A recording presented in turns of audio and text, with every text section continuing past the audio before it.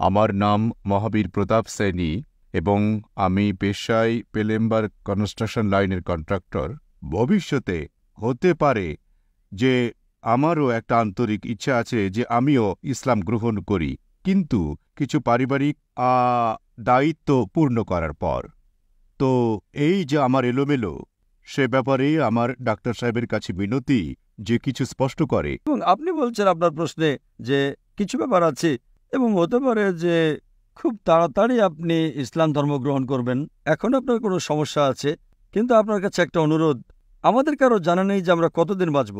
যদি আপনার বিশ্বাস হয়ে থাকে যে এই ধর্ম সত্যের ধর্ম, যদি আপনি ভাবেন যে ইনশাআল্লাহ 1 সপ্তাহ পর করবো, 2 সপ্তাহ পর করবো বা 1 মাস পর করব, আমার কিছু কাজ বাকি আছে যে 1 মাস এরকম হবে সেরকম হবে, নতুন ফ্ল্যাট কিনে সেখানে যাব, যাই হোক না কেন, কারো জানা নেই আমি কালকের সূর্য দেখব কি না, না আমাকে না আপনাকে, কারো কাছে গ্যারান্টি নেই যে আমি কালকের সূর্য দেখতে পাবো কিনা। ইনশাআল্লাহ আশা আছে দেখব, কিন্তু আমি এটা বলতে পারি না যে দেখতে পাবোই। আমার জানা নেই যে আমার জীবন কত লম্বা কত বড়। এজন্য যদি আপনার বিশ্বাস হয়, বিশ্বাস না হলেও গ্রহণ করতে হবে না। যদি বিশ্বাস হয়ে থাকে তাহলে আপনার কাছে আমার এই অনুরোধ যে আপনার যদি বিশ্বাস হয়ে যায় আল্লাহ এক, তার পয়গম্বর মুহাম্মদ সাল্লাল্লাহু আলাইহি ওয়াসাল্লাম শেষ পয়গম্বর এবং এই ধর্ম সত্যের ধর্ম, তাহলে আপনি আর দেরি করবেন না। সমস্যা তো আসতেই থাকবে, আপনি গ্রহণ করেন বা না করেন, গ্রহণ করার পরেও আসবে, না করেন তারপরেও আসবে। এটা আমাদের জন্য একটা পরীক্ষা। যেভাবে আল্লাহ সুবহানাহু ওয়া তাআলা বলেছেন কোরআন মজিদে সূরা মুলক সূরা নম্বর 67 আয়াত নম্বর 2, আল্লাযী খালাকাল মাউতা ওয়াল হায়াতা, আল্লাহ সুবহানাহু ওয়া তাআলা মৃত্যু এবং জীবন দিয়েছেন আপনাকে পরীক্ষা করার জন্য আপনি কতটা ভালো। এটা আমাদের জন্য একটা বাছাই, আমাদের জন্য পরীক্ষা। এই জন্য আমার অনুরোধ, যদি আপনার বিশ্বাস হয় যে এটা সত্য ধর্ম, এটা সঠিক ধর্ম, আপনি তা গ্রহণ করতে আর দেরি করবেন না। জি, আপনার কথা একেবারে ঠিক, কিন্তু কিছু সামাজিক দায়িত্ব রয়েছে যাকে ওই ধর্মের থেকেই পূর্ণ করা আবশ্যক হয়ে পড়ে। তা সম্পূর্ণ করার পরই করতে পারবো। আমি আপনাকে এটা বলবো যে আপনাকে লোকসমাজে সাক্ষ্য দেবার কোনো দরকার নেই। ইসলাম ধর্ম গ্রহণ করার জন্য সমাজে সাক্ষ্য দেবার কোনো রকম শর্তই নেই, আপনার কাউকে বলার প্রয়োজনও নেই। এটা আপনার এবং আপনার খোদার মধ্যে কাজ, আপনার এবং আল্লাহর মধ্যে কাজ হবে। আমি আপনার কাছে আশা করব, আপনার কাছে এই অনুরোধ করব, রিকোয়েস্ট করব, যদি বিশ্বাস হয় অন্তরে গ্রহণ করে ফেলেন।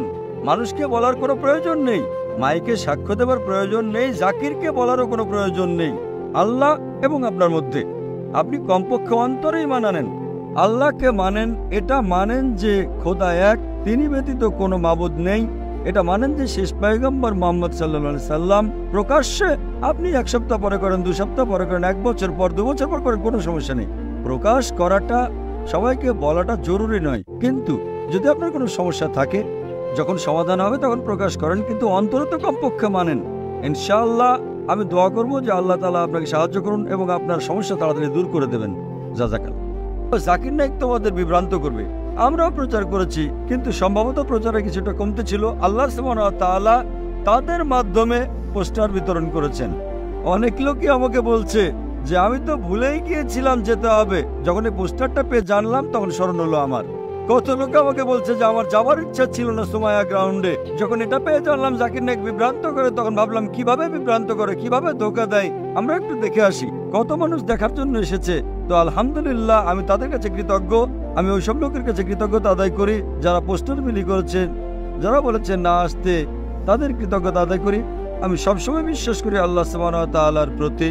কোরআনে আল্লাহ তাআলা বলেছেন সূরা আলে ইমরান সূরা নম্বর 3 আয়াত নম্বর 54, ষড়যন্ত্র করেছে, কৌশল করেছে, আল্লাহ কৌশল করেছেন, সবচেয়ে উত্তম কৌশলকারী আল্লাহ সুবহানাহু ওয়া তাআলা। সম্ভবত আমাদের প্রচার কাজে কমতে ছিল, তা আল্লাহ সুবহানাহু ওয়া তাআলা অন্য পরিকল্পনা করেন এবং তাদের প্রতি আমার কোনো রকম অভিযোগ নেই, আমার কোনো রকম অভিযোগ নেই। আমি তাদেরকে জাযাকাল্লাহ বলি এবং আমি আল্লাহ সুবহানাহু ওয়া তাআলার কাছে প্রার্থনা করি যে তিনি আমাকে এবং তাদের হিদায়াত করেন।